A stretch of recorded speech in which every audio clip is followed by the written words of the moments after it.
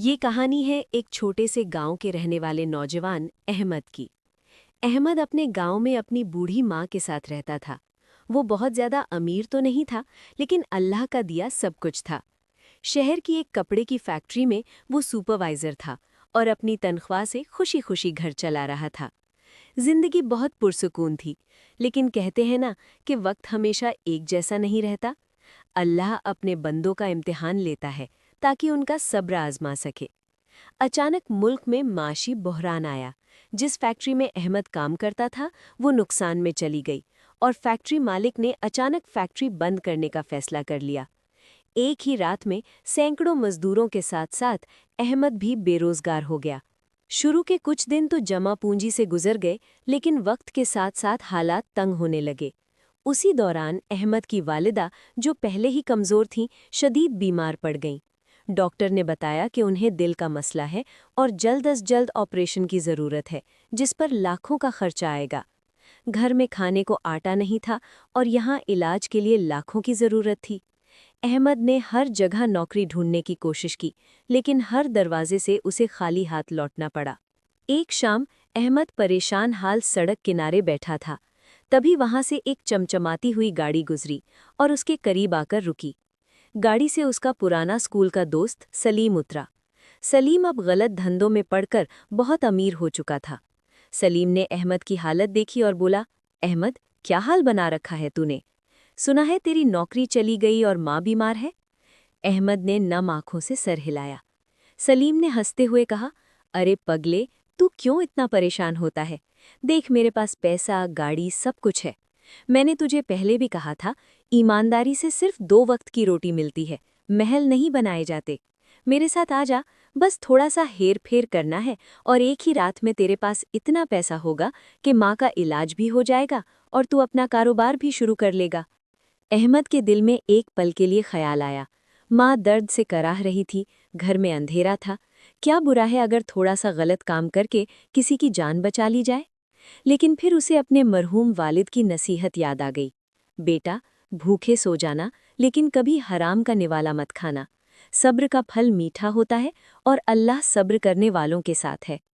अहमद ने सलीम की आंखों में देखा और मजबूती से कहा, सलीम, मैं अपनी माँ का इलाज हराम के पैसे से करके उन्हें और बीमार नहीं करना चाहता। अल्लाह ने अगर मुश्किल दी है तो आसानी भी वो ही देगा। मुझे मेरी ईमानदारी और सब्र प्यारा है।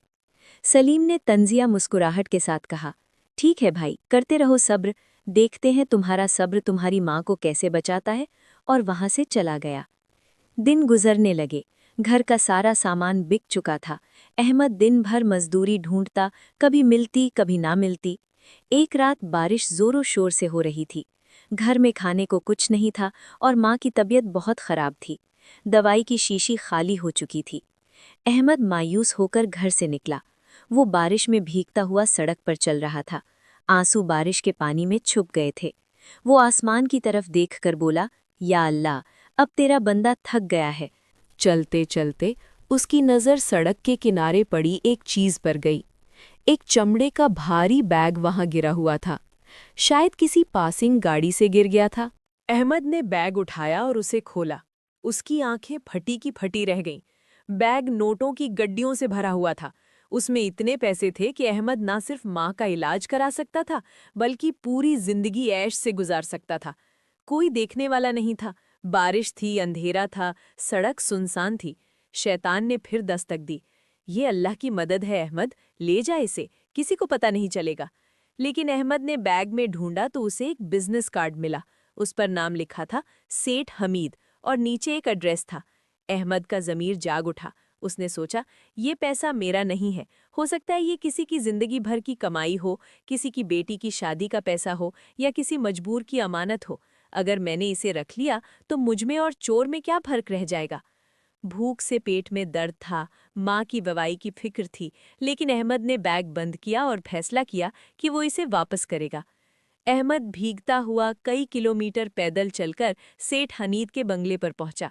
गेट पर चौकीदार ने उसे भिखारी समझकर धक्के देकर निकालना चाहा। साहब से मिलना है, बहुत ज़रूरी काम है, अहमद ने मिन्नत की। साहब अभी किसी से नहीं मिलते, भाग यहाँ से, चौकीदार ने चिल्लाया। इतने में अंदर से एक गाड़ी आई और रुकी। शीशा नीचे हुआ। वो सेठ हमीद थे। चेहरे पर परेशानी साफ दिख रही थी। क्या शोर है? सेठ ने पूछा। अहमद आगे बढ़ा और बोला, साहब, क्या आपका कोई बैग गुम हुआ है? सेठ हमीद ने चिल्लाते हुए दरवाज़ा खोला और बाहर आए। हाँ हाँ, मेरी पूरी फैक्ट्री की पेमेंट और ज़रूरी कागजात उसमें थे। क्या तुम्हें मिला?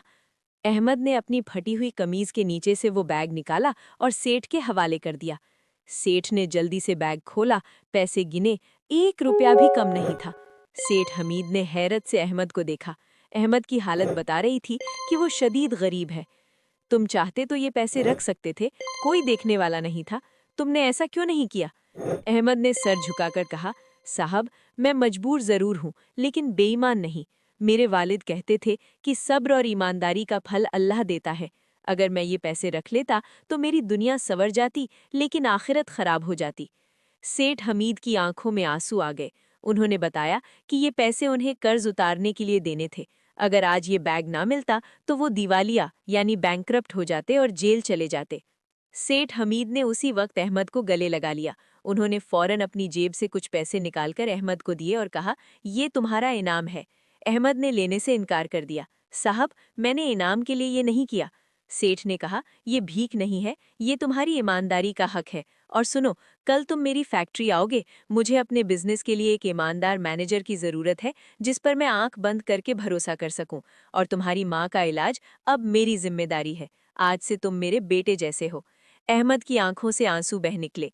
अल्लाह ने उसके सब्र का फल उसे ऐसे दिया कि ना सिर्फ उसकी माँ का बेहतरीन हॉस्पिटल में इलाज हुआ, बल्कि उसे एक इज्जतदार नौकरी भी मिल गई। कुछ सालों बाद अहमद शहर का एक बड़ा आदमी बन गया। उसने वहां से गुजरते हुए सलीम को देखा। सलीम, जो कभी गलत धंधों से अमीर था, पुलिस के हाथों पकड़ा गया था और उसका सब कुछ जब्त हो चुका था। अहमद ने दिल में अल्लाह का शुक्र अदा किया। उसने सच ही सुना था। सब्र थोड़ा कड़वा जरूर होता है, लेकिन उसका फल बहुत मीठा होता है। दोस्तों, इस कहानी से हमें ये सबक मिलता है कि जब इंसान पर मुश्किल वक्त आता है तो शैतान उसे गलत रास्ते पर जाने की दावत देता है, जल्दी कामयाबी का लालच देता है। लेकिन जो लोग अल्लाह पर यकीन रखते हैं और मुश्किलात में सब्र से काम लेते हैं, अल्लाह उन्हें ऐसी जगह से नवाजता है जहां से उन्होंने सोचा भी नहीं होता। जिंदगी में कभी भी शॉर्टकट मत ढूंढिए। सच्चाई और ईमानदारी का रास्ता लंबा जरूर है, मगर मंजिल हमेशा शानदार होती है।